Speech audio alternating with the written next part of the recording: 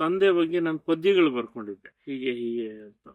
ಈ ಸಿಚುವೇಶನ್ ಬಂದಾಗ ನಾನು ನೋಡಿದ ಮೊದಲ ವೀರ ಅಂತ ಮೊದಲ ಸಾಲೆ ನಮ್ಮೆಲ್ರಿಗೂ ನಮ್ಮಪ್ಪ ಮೊದಲ ವೀರನ ಕಾಣಿಸ್ತಾರೆ. ತಬ್ಕೊಂಡು ಅಳೋದಾಗ್ಬೋದು, ಅವ್ರಿಗೆ ನನ್ನನ್ನ ಬೇರೆ ಯಾರನ್ನೋ ನೋಡಿದ ಹಾಗೆ ಭಾಸ ಆಗ್ಬೋದು. ಟಗರು ಓಕೆ 2 ಸಾಲಲ್ಲಿ ಬರೀಬಹುದು, ಮುಗೀತು ಅಷ್ಟೇ. ಬಟ್ ಅವ್ರು ಚರಣ್ ರಾಜ್ ತಂದಿರೋ ಮ್ಯೂಸಿಕ್ ನೋಡಿದ್ರೆ ಹಂಗಿದೆ. ಆನೆ ಬಂತೊಂದಾನೆ ಯಾವೂರಾನೆ ಸಿದ್ದಾಪುರದಾನೆ ಇಲ್ಲಿಗೇಕೆ ಬಂತು ದಾರಿ ತಪ್ಪಿ ಬಂತು ಅಂತ ಒಂದು ಪದ್ಯ ಇತ್ತು. ಶಿವ್, ಪ್ರಶಾಂತ್ ನೀಲು, ರವಿ ಬಸವರಾಗಲಿ ಒಂದು ಕೆತ್ತಿಟ್ಬಿಟ್ಟಿದ್ರು. ಒಂದಷ್ಟು ಹಿಂದಿ ಪದ ಇದ್ರೆ ಚೆನ್ನಾಗಿರುತ್ತೆ. ಸರಿ ಅಂತ ಹೇಳಿ ಏನ್ ಮಾಡ್ದೆ, ಹಿಂದಿ ಪದ ಇರಬೇಕು, ನಮ್ ಕನ್ನಡಿಗರಿಗೂ ಅರ್ಥ ಆಗಂಗಿರ್ಬೇಕಲ್ಲ. ಆಗ ತೂಫಾನ್ ಜಬ್ ಬಿ ಮಿಲ್ತಾ ಹೈ ಐಸಾ ಬಾರೂದ್ ಪೈದಾ ಹೋತಾ ಹೈ. ಥಿಯೇಟರ್ ಇಂದ ದುಡ್ಡು ಬರ್ತಿತ್ತು, ಆಡಿಯೋ ಇಂದ ದುಡ್ಡು ಬರ್ತಿತ್ತು, ವಿಡಿಯೋ ಮಾರಿದ್ರೆ ದುಡ್ಡು ಬರ್ತಿತ್ತು, ಟಿವಿ ರೈಟ್ಸ್ ಅಂತ ಬರ್ತಿತ್ತು, ಡಬ್ಬಿಂಗ್ ರೈಟ್ಸ್ ಬರ್ತಿತ್ತು. ಇವತ್ತು ಅದು ಯಾವುದು ಇಲ್ಲ. ಆಕ್ಸಿಡೆಂಟ್ ಆಗ್ಬಿಟ್ಟಿದೆ. ಈಗ ಅದನ್ನ ನೆಕ್ಸ್ಟ್ ಈ ರೋಡಲ್ಲಿ ಆಕ್ಸಿಡೆಂಟ್ ಆಗ್ಬಾರ್ದು ಅಂದ್ರೆ ಹಂಪ್ಸ್ ಎಲ್ಲ ಹಾಕ್ಬೇಕು ಅನ್ನೋದು, ಬ್ಯಾರಿಕೇಡ್ ಹಾಕ್ಬೇಕಾ, ಡೈವರ್ಷನ್ ತಗೋಬೇಕಾ.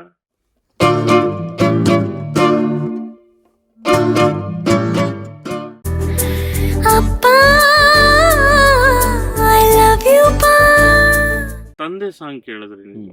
ತಂದೆ ಸಾಂಗ್ ಮಾಡ್ಬೇಕು ಅಂತ ನಂಗೆ ಬಹಳ ಕಾಲದಿಂದ ಅದೊಂದು ಆಸೆ ಇತ್ತು. ತಂದೆ ಬಗ್ಗೆ ಹಾಡುಗಳು ಕಡಿಮೆ, ತಾಯಿಗಿದ್ದಷ್ಟು ಹಾಡುಗಳು ಸಿನಿಮಾಗಳಲ್ಲಿ ಕನ್ನಡದಲ್ಲಾಗ್ಲಿ ಅಥವಾ ಯಾವುದೇ ಭಾಷೆಯಲ್ಲಾಗ್ಲಿ ತಂದೆ ಕಡಿಮೆ. ಸೊ ತಂದೆ ಬಗ್ಗೆ ನಾನು ಪದ್ಯಗಳು ಬರ್ಕೊಂಡಿದ್ದೆ, ಹೀಗೆ ಹೀಗೆ ಅಂತ.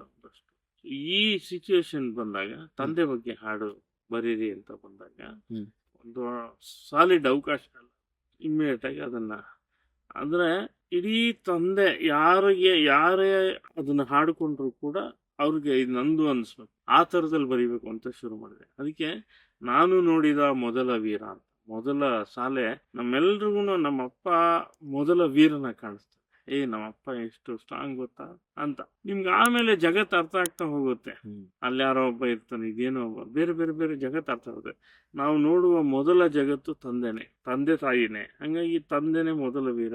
ತಂದೆ ಸಾಹುಕಾರ, ನನಗೆ ಇತ್ತನ್ ಕೊಟ್ಟ, ನನಗೆ ಅತ್ತನ್ ಕೊಟ್ಟ, ನಾನು ಕೇಳಿದ್ ಕೊಡಿಸ್ತಾ, ನಮ್ಮ ಅಪ್ಪಂಗೆ ಹೇಳ್ತೀನಿ, ನಮ್ಮ ಅಪ್ಪಂಗೆ ಕರ್ಕೊಂಡ್ಬರ್ತೀನಿ ಅನ್ನುವ ಆ ಛಾತಿ ಬರುತ್ತೆ. ಹೀಗೆ ತಂದೆ ಬಗ್ಗೆ ಆಗುವಂತ ಅನುಭೂತಿ ಇದೆಯಲ್ಲ, ಆ ಅನುಭೂತಿನೇ ಹಾಡು. ಅಕ್ಸೆಪ್ಟ್ ಮಾಡ್ಕೊಂಡಿದ್ದ ರೀತಿ, ಜನ ಅದನ್ನ ತಗೊಂಡಿದ್ದ ರೀತಿ ಅದ್ಭುತ. ಒಂದು ರೀತಿ ಅವಿಸ್ಮರಣೀಯ ಘಟನೆಗಳಿದಾವೆ ನನಗೆ ಆ ಹಾಡಿನ ಜೊತೆ. ಅದಾಗ್ಬೋದು, ಬ್ರಹ್ಮ ವಿಷ್ಣು ಶಿವ ಆಗ್ಬೋದು, ಅಮ್ಮ ನನ್ನ ಜನ, ಯಾವುದು ಎಮೋಷನಲ್ ಆಗಿ ಸಕ್ಸಸ್ ಆಗಿರೋ ಹಾಡುಗಳಿದಾವೋ ಅವೆಲ್ಲವೂ ಕೂಡ ಜನರನ್ನ ನನ್ನ ಹತ್ತಿರವಾಗಿ ನನಗೆ ನನ್ನ ವೈಯಕ್ತಿಕವಾಗಿ ಬಂದು ಅಭಿನಂದಿಸೋದಾಗ್ಬೋದು, ತಬ್ಕೊಂಡು ಅಳೋದಾಗ್ಬೋದು, ಆಮೇಲೆ ಅವ್ರಿಗೆ ನನ್ನನ್ನ ಬೇರೆ ಯಾರನ್ನೋ ನೋಡಿದ ಹಾಗೆ ಭಾಸ ಆಗ್ಬೋದು. ಹೀಗೆ ಬೇರೆ ಬೇರೆಯವರ ಮತ್ತೆ ಅದೆಲ್ಲದರ ಆಚೆಗೆ ನನಗಿಷ್ಟ ಆಗೋದೇನು ಗೊತ್ತಾ, ಇಂಥ ಹಾಡುಗಳು ಅನೇಕರ ಬದುಕಿನಲ್ಲಿ ಒಂದು ಕದಲಿಕೆಗಳನ್ನ, ಬದಲಾವಣೆಗಳನ್ನ ತಂತಲ್ಲ, ಅದೇ ಸಾರ್ಥಕತೆ ಅಲ್ವಾ? ಸಿನಿಮಾಯಿಂದ ಅದಾಗುತ್ತಲ್ಲ, ಅದಾದಾಗ ಒಂದು ಸಂತೃಪ್ತಿ ಸಿಗುತ್ತೆ. ನೀವು ಅದೇ ಮಾಸ್, ಕ್ಲಾಸ್, ಮೆಲೋಡಿ, ರೊಮ್ಯಾನ್ಸ್ ಯಾವುದೇ ಬರಲಿ ಎಲ್ಲ ಹಾಡುಗಳು ಇದೆ. ಎಲ್ಲ ಹಾಡುಗಳು ನಾನು ಇಲ್ಲಿ ಮೆನ್ಷನ್ ಮಾಡೋಕ್ಕಾಗಲ್ಲ, 3500 ಹಾಡುಗಳು ಎಲ್ಲಿ ಮಾತಾಡಿಸ್ಲಿ ನಾನು. ಅದಕ್ಕೆ ಮಧ್ಯದಲ್ಲಿ ಒಂದು ಹಾಡು ಬಹಳ ದೊಡ್ಡ ಹಿಟ್ ಆಗಿದ್ದು ಮಾಸ್ ಸಾಂಗ್ ಅಂದ್ರೆ ಅದು ಟಗರು ಬಂತು. ಶಿವಣ್ಣ ವೇದಿಕೆಗೆ ಹೋದ್ರು ಟಗರು ಆಡ್ತಾರೆ, ಸಿದ್ದರಾಮಯ್ಯನವ್ರ ವೇದಿಕೆಗೆ ಹೋದ್ರು ಟಗರು ಆಗ್ತಾರೆ ಅಲ್ವಾ? ಇನ್ನು ಅನೇಕರು. ಸೊ ಅಗೈನ್ ಸುಕ್ಕ ಸೂರ್ಯ ಅವ್ರ ಜೊತೆ ಕೆಲಸ ಮಾಡ, ಅವ್ರದೊಂದು ವರ್ಕಿಂಗ್ ಸ್ಟೈಲ್ ಬೇರೆ, ಅವ್ರ ಅಪ್ರೋಚ್ ಬೇರೆ. ಬಹಳ ದೊಡ್ಡ ಗ್ಯಾಪ್ ನಂತರ ನನ್ನ ಹತ್ರ ಸರ್ ಟಗರು ಸಿನಿಮಾ, ಟಗರು ಟೈಟಲ್ ಸಾಂಗ್ ಬರೀಬೇಕು ಅಂತ.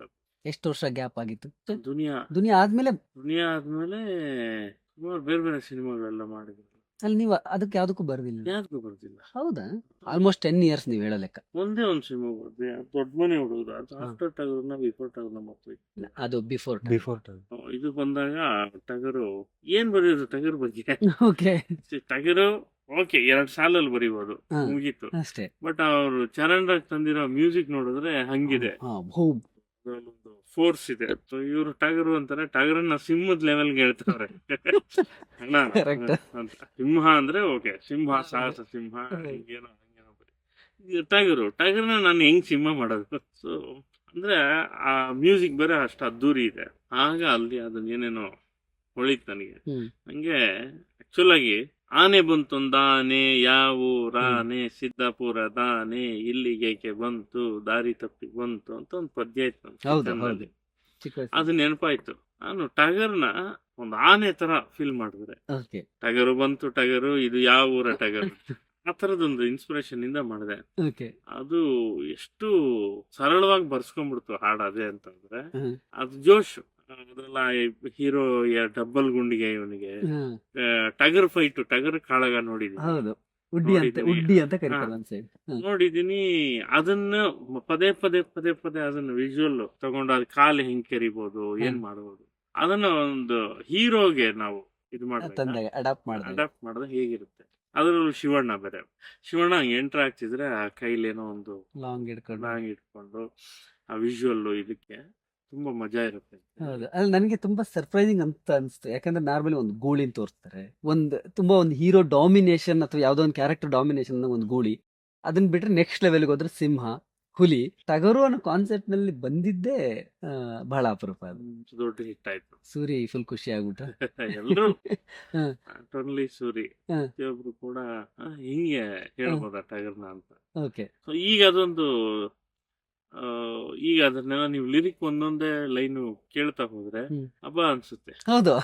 ಸಲಾಂ ರಾಕಿ ಭಾಯ್ ಆ ಹಾಡು ಯಾಕೆ ಕನ್ನಡಿಗರಿಗೆ ಇದೆ ಅನ್ಸುತ್ತೆ ಅಂದ್ರೆ, ಒಂದು ಕನ್ನಡ ಇಂಡಸ್ಟ್ರಿಲಿ ಒಂದು ಹೊಸ ಮಗ್ಗನಿಗೆ ಇಂಡಸ್ಟ್ರಿ ಟರ್ನ್ ಆದಂತಹ ಸಂದರ್ಭ, ಆ ಒಂದು ಸಿನಿಮಾ ಮೂಲಕ ಅಲ್ಲಿ ಹೇಗ್ ಬಂದ್ರಿ ಸಲಾಂ ರಾಕಿ ಭಾಯ್ ಅನ್ನುವಂಥದ್ದು, ಅಥವಾ ಪ್ರಶಾಂತ್ ನೋಡಿ, ನೀಲ್ ಅವರ approach? ಪ್ರಶಾಂತ್ ನೀಲ್ ಅವರು ಒಂದು ರೀತಿ ಯಶ್, ಪ್ರಶಾಂತ್ ನೀಲು ಇವರೆಲ್ಲ ಸೇರಿ ರವಿ ಬಸವರಾಜ್ ಹ್ಮ್. ಒಂದು ಕೆತ್ತಿಟ್ಬಿಟ್ಟಿದ್ರು ಈ ಹ್ಮ್. ಸಿನಿಮಾನ. ಹ್ಮ್. ನನಗೆ ಹಾಡು ಬರೆಯಕ್ಕೆ ಹೋದ ತಕ್ಷಣ ಯಶ್ ಏನ್ ಮಾಡಿದ್ರು, ಸರ್ ಬನ್ನಿ ಇಲ್ಲಿ ಅಂತ ಕೂರ್ಸ್ಕೊಂಡು ಓಕೆ ಒಂದು ಶೋರಿಲ್ ತೋರಿಸ್ತೀನಿ ನೋಡಿ ಅಂತ ತೋರ್ಸುದು. ಶೋರಿಲ್ ನೋಡೇ ದಂಗಾಗ್ಬಿಟ್ಟೆ ನಾನು. ಅಂದ್ರೆ ಸಿನಿಮಾದ ಒಂದಷ್ಟು ತುಣುಕುಗಳನ್ನ ಗೊತ್ತಾಯ್ತು, ಶೋರಿಲ್ showreel. ನೋಡಿದ್ರು. ಹೌದು. ನೋಡ್ಬಿಟ್ಟು ಒಂದು ಇಂಗ್ಲಿಷ್ ಸಿನಿಮಾ ನೋಡಿದ ಫೀಲ್.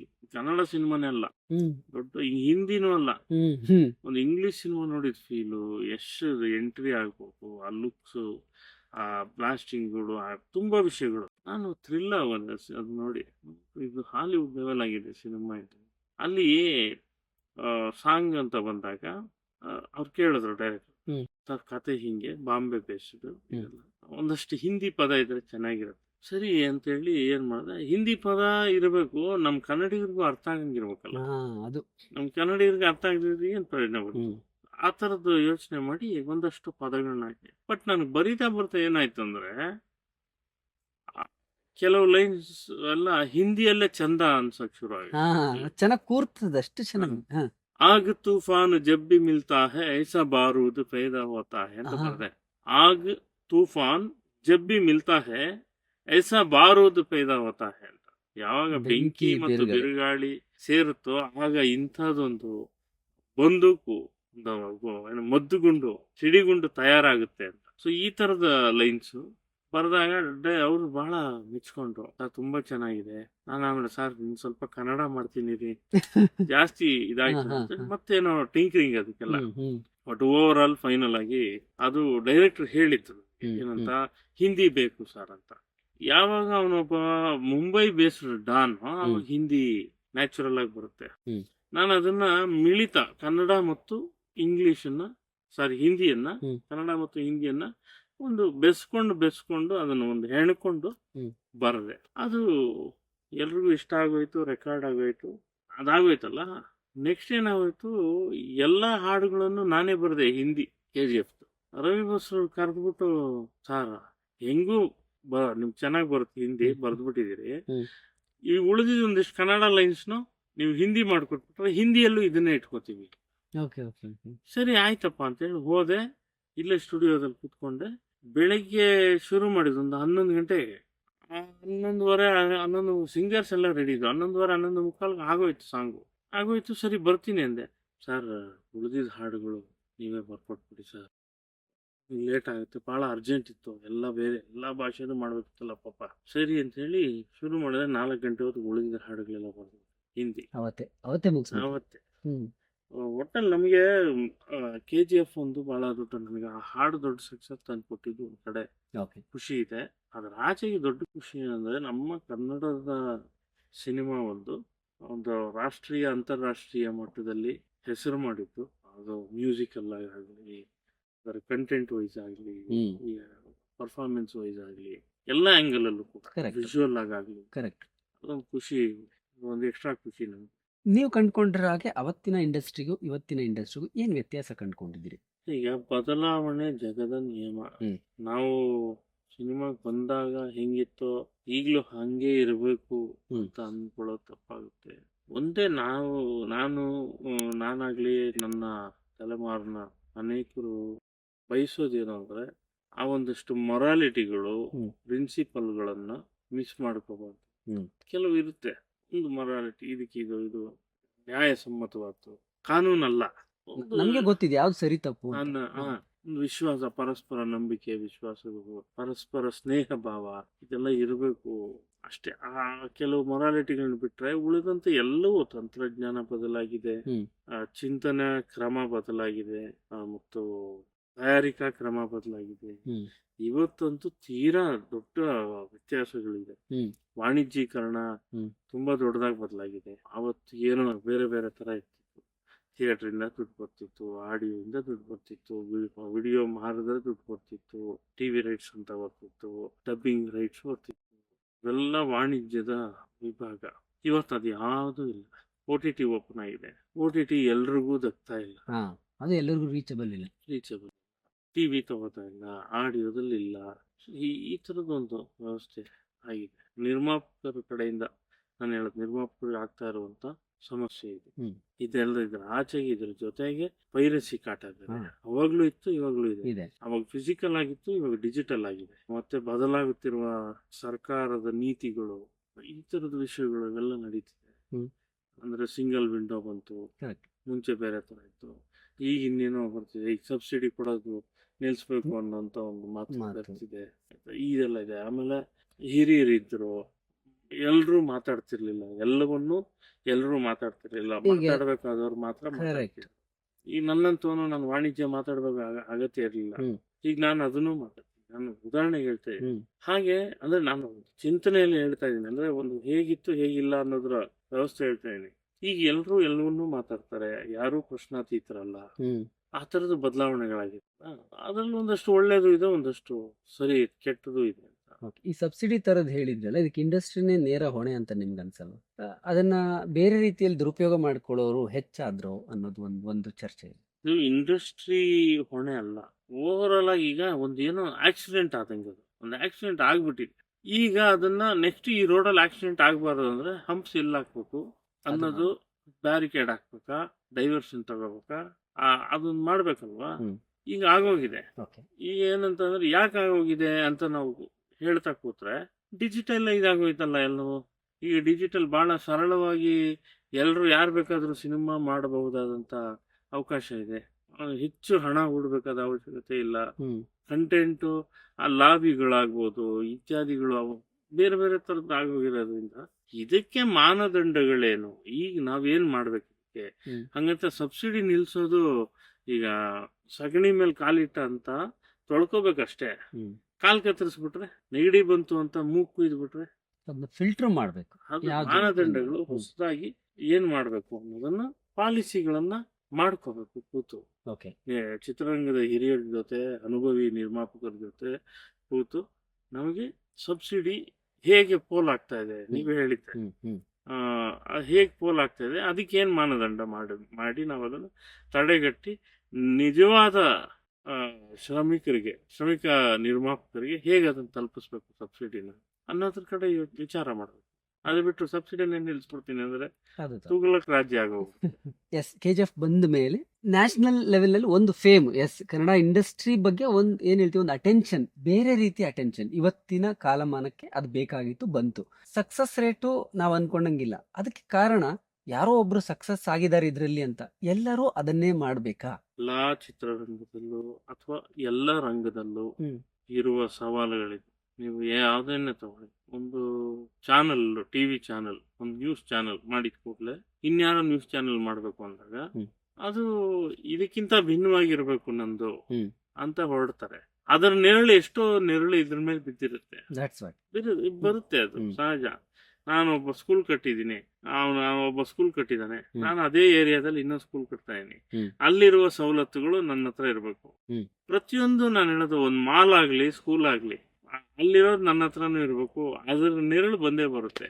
ಈ ತರ ವ್ಯಾಪಾರದಲ್ಲಿ ನಾನು ಹೇಳೋದು ಇದೆಲ್ಲ ನಡೆಯೋದ್ರಿಂದ ಸಿನಿಮಾದಲ್ಲೂ ಅಷ್ಟೇ. ಈಗ ಒಂದು ಕಾಂತಾರ ಬಂದ್ರೆ ಅದ್ರ ಹಿಂದೆ ಕರಾವಳಿ ಕಥೆಗಳು, ಬೇರೆ ಬೇರೆ ಕಥೆಗಳೆಲ್ಲ ಬರೋದು ಸಹಜ. ಅದು ಬಂದ್ರೆ ಒಳ್ಳೇದೇ ಅಲ್ಲ, ಅದು ಬಂದ್ರೆ ಓಕೆ.